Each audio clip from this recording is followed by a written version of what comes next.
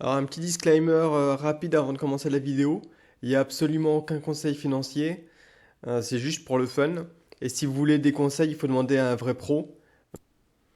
Alors qu'est-ce qu'on a aujourd'hui? Je suis tombé là-dessus. Donc ces derniers jours là, avec c'était quoi? C'était GameStop. Tout le monde a commencé à parler du Reddit Wall Street Bet. Mais est-ce que vous connaissez le Reddit Bitcoin? C'est aussi de la qualité, hein. Donc il y a eu ce post là où un mec dit le premier chèque stimulus qu'ils ont reçu du gouvernement aux US vaut maintenant 9000 $.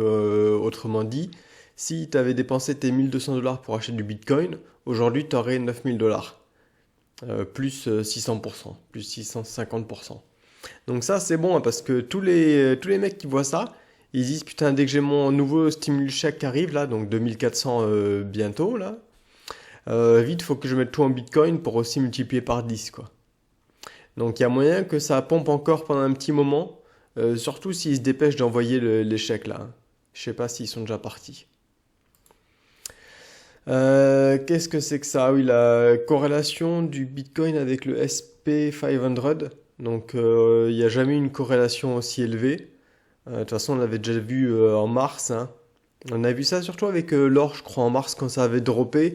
L'or aussi avait droppé. Là, je pense qu'au prochain drop du stock, le Bitcoin va dropper de la même manière, hein. Donc voilà, il faut quand même faire gaffe un minimum. La grosse news, c'était que Tesla en a acheté, j'en ai déjà parlé. D'ailleurs, je crois que j'ai déjà parlé aussi de ça. Du coup, il y a toutes les news, tous les mecs qui te disent, ouais, c'est qui le prochain, quoi? Est-ce que c'est Apple, Facebook, Google? Bon, toujours pareil, hein, ça fait du buzz. Du coup, les gens achètent en espérant qu'ils vont refaire 1000% en 2 jours. Et du coup, le prix monte, du coup, plus de gens achètent, etc. On connaît la musique, quoi. Euh, New York, ouais, Melon aussi qui va se lancer dans les cryptos. Donc, c'est une grosse banque de holding, hein. Donc, pareil, ça fait du buzz, ça pompe. Mastercard, la même, on recommence.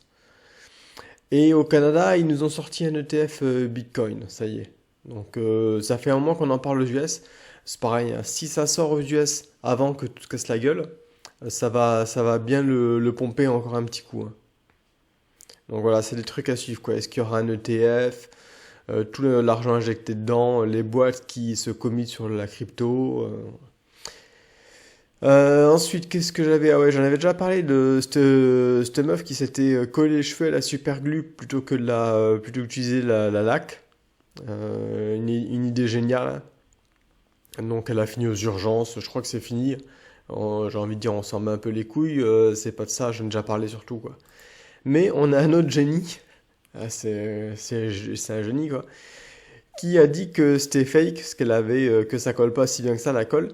Et du coup, ce génie a été acheter de la colle et a dit bon bah je vais me coller un gobelet sur les lèvres. Alors bon, je sais pas pourquoi il y a un gobelet sur les lèvres, hein. Enfin, bon.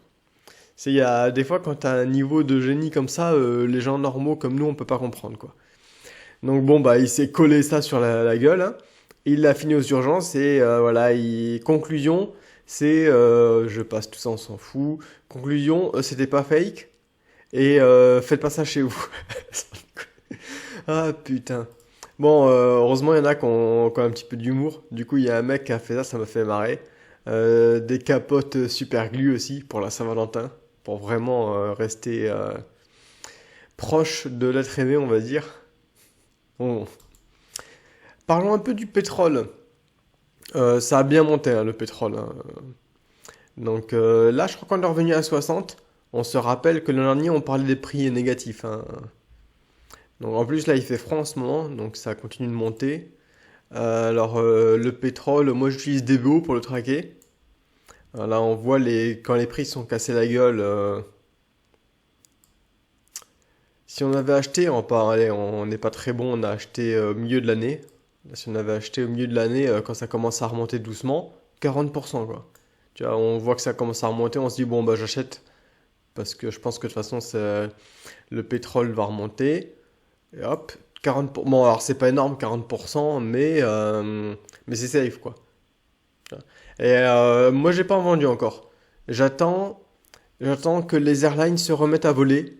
Et après je vendrai le pétrole. La dette italienne.